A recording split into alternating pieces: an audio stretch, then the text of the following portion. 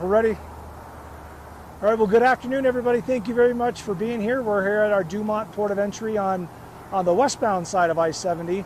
My name's Colonel Matthew Packard. I have the honor of serving as the Chief of the Colorado State Patrol, and I'm joined here today by the Deputy Executive Director of the Colorado Department of Transportation, Herman Stockinger, and we're going to talk to you today about the new law that's been implemented. It was the result of Senate Bill 24-100, and specifically want to talk about the importance of Colorado's chain law and the mandatory carry for commercial motor vehicles here, not only on the I-70 corridor, but on many other mountain corridors in our state as well.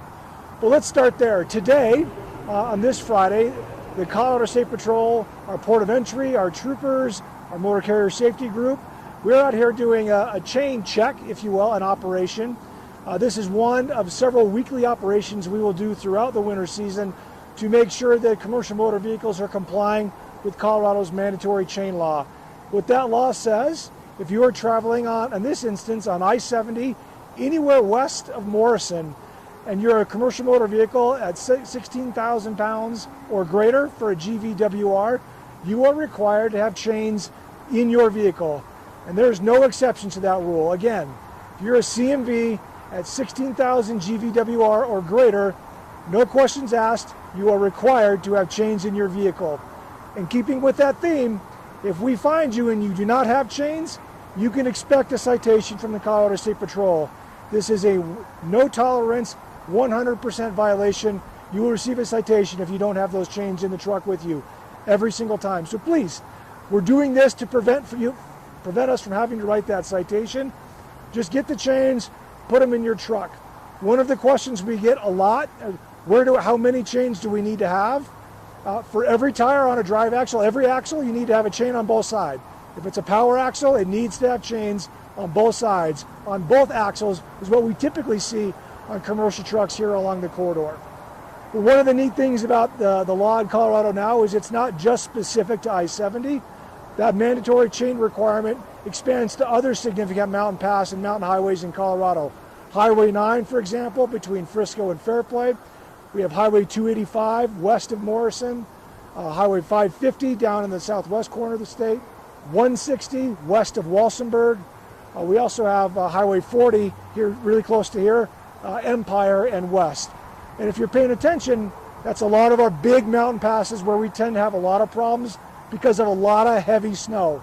And at the end of the day, chains help keep trucks moving, adequate traction, the proper tires, all help keep traffic moving. And that's a big win for Colorado. It's a big win for our economy, and it's also a big win for, particularly in our biggest snowstorms. We've all heard the stories of people getting stranded on the interstate or on other state highways because they can't move because the road isn't open. So you have my assurances from the patrol, and I'm confident you'll hear this from CDOT as well.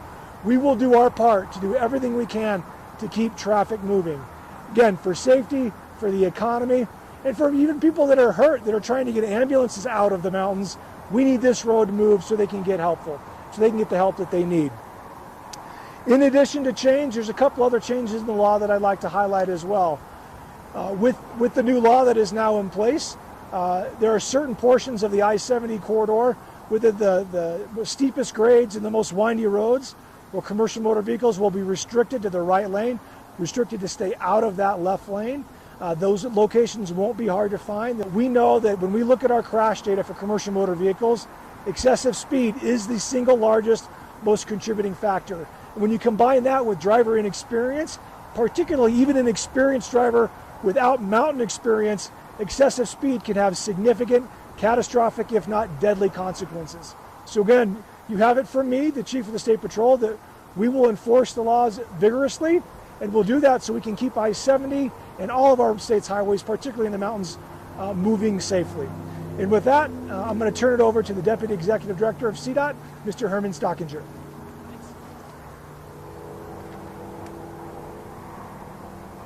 Thanks, Chief Packard. You might wonder, with as beautiful a day as we have today, like, what are we doing out here talking about chain law? We've already had our first snow in Colorado. Our commercial motor vehicles to be prepared. They have a little bit of time to get their chains, but not too much time. So we want them to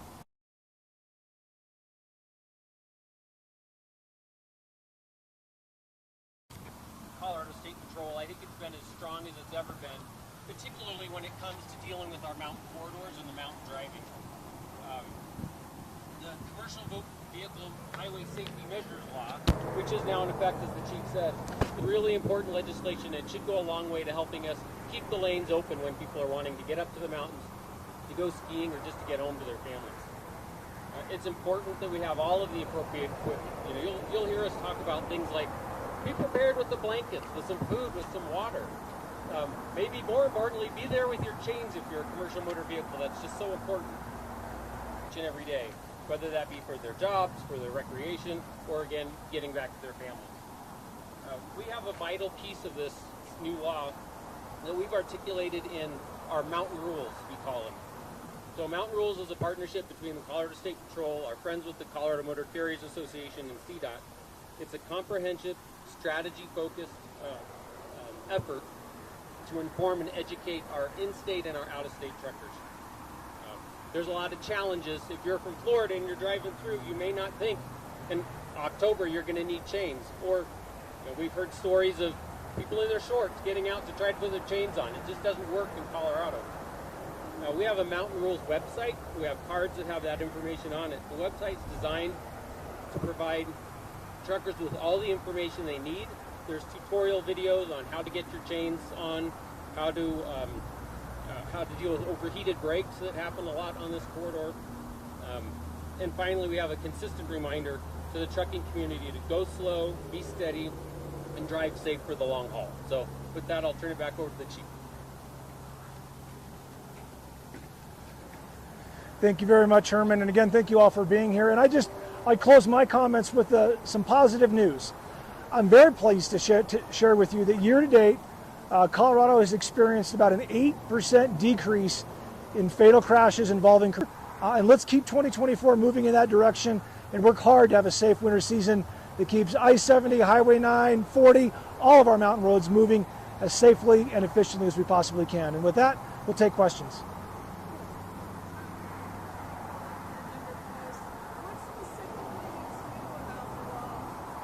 So the question from the Denver Post is, what specifically is new about the law? So the most obvious one here is the expansion of where mandatory carry is required. So previously there was a section of I-70 on the same time period from September 1st to May 31st. The old law was from Morrison to Dotsero, and now that law is from Morrison all the way west to the state law on I-70. In addition, the added mountain highway corridors is new. So the inclusion of 9, 160, 550, Highway 50, 40, that's all new that hadn't been in the law before. In addition to the double fines for CMV speeding in Glenwood Canyon and the lane restriction on various spots on I-70. We can, in fact, we'll look at a follow-up press release with some enforcement data. I can tell you that last year, the Colorado State Patrol issued just over 1,000 violations of the mandatory carry law. Again, that was the legacy law. This year today, in fact, in our operation today, as of about 15 minutes ago, we'd written 13 citations just here in Dumont. And an estimate.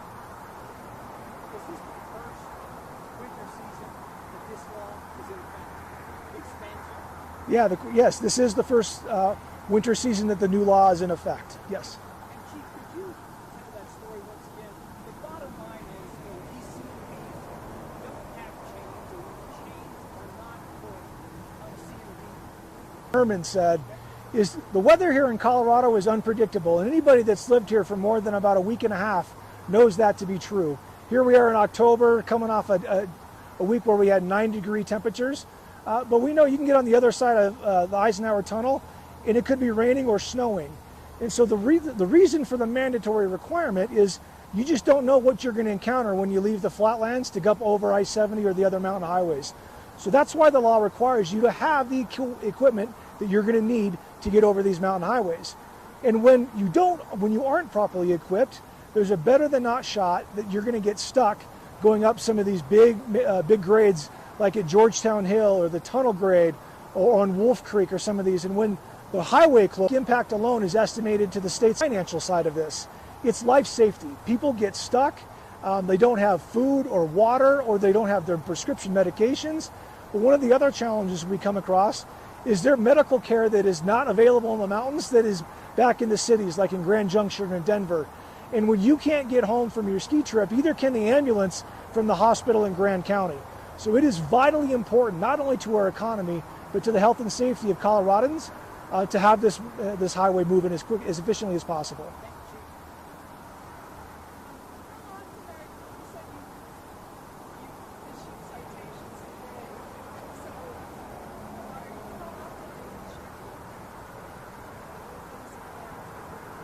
So the question is, how often are we going to check? And I will tell you that we'll do these checks every day. Every trooper that's working in the mountain, all of our port of entry officers, and even some of our partner agencies have been asked to focus on mandatory chain.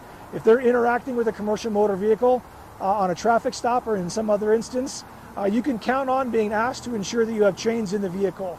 Now, specifically the operations like what's going on today, is we will do a dedicated mandatory carry operation once a week throughout the winter, and that will change which day of the week it is, but we will make sure that we're focused on this issue in particular.